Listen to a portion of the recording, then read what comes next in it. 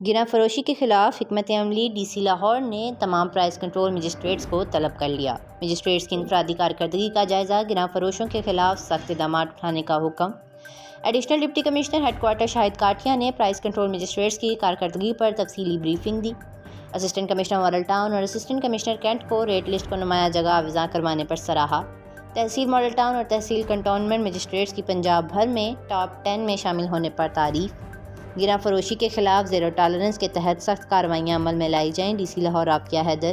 گراں فروشی اور ذخیرہ اندوزی کی روک تھام کے لیے اسپیشل کریک ڈاؤن کیا جائے، ڈی سی لاہور۔ اشیاء ضروریہ کی فروخت کو سرکاری نرخوں پر یقینی بنایا جائے، ڈی سی لاہور عافیہ حیدر۔ گراں فروشوں کے خلاف FIRs کا اندراج کروا کر جیل میں ڈالا جائے، ڈی سی لاہور عافیہ حیدر۔